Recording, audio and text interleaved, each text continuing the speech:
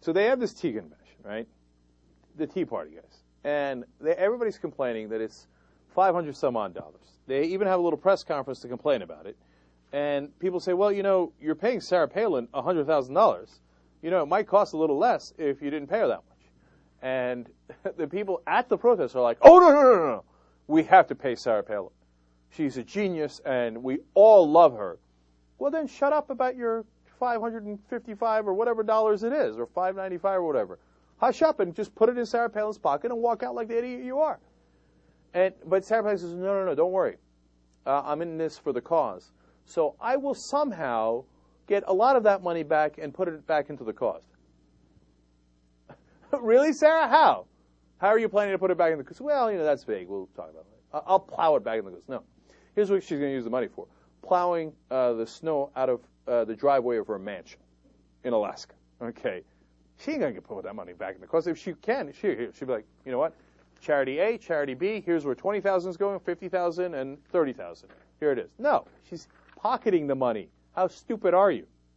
So, but they pay this genius $100,000 to speak.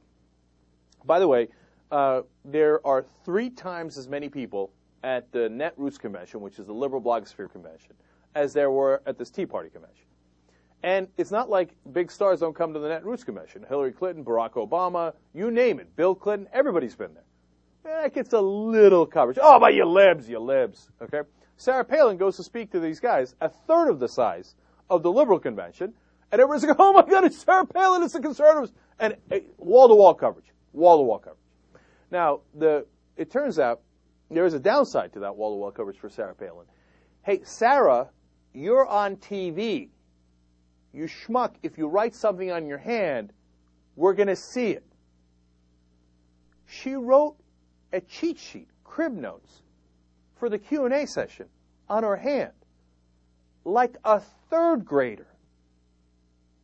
How stupid are you? You don't think we could read that? You don't think we could find it?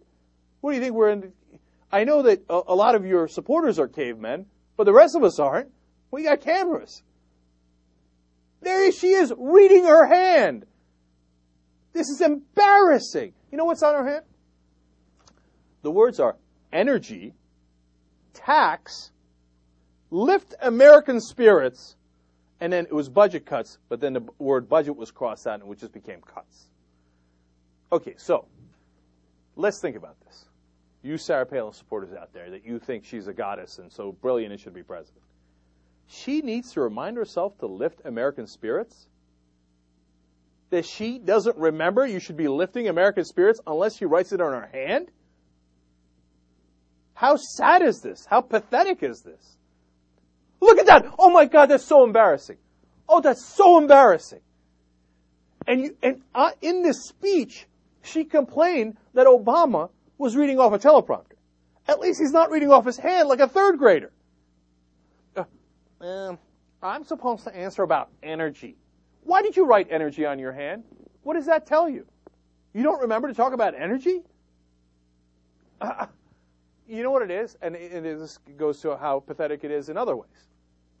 Her speech is already written, right? So somebody writes her speech, and she delivers it, and she's an actress, so she can do that. That's why she did better at the convention when she was just giving a speech, and disastrous when she had to answer questions in a real interview.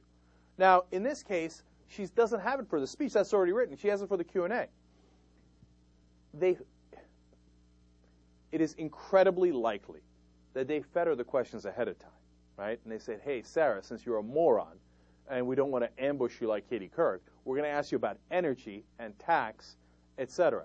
And so when they ask her the pre-fed questions, she remembers, oh, right. This one's about energy, and let me go to my talking points on energy. She doesn't even care about the question. That's why she has the topic on there. She's like, oh, give your talking points on energy. Give your talking points on budget cuts. You understand?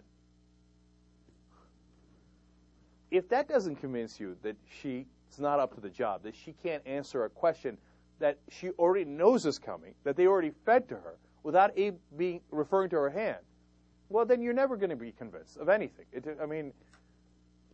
There's nothing in the world that could convince you that Sarah Palin is the moron that she is. Because you can forgive anything. She can come out there and be like, nah, I don't. I was going to say she could come out there and not know any of the founding fathers. She already did that. I mean, when Glenn Beck asked her, so who's your favorite founding father? She's like, all of them. George Washington.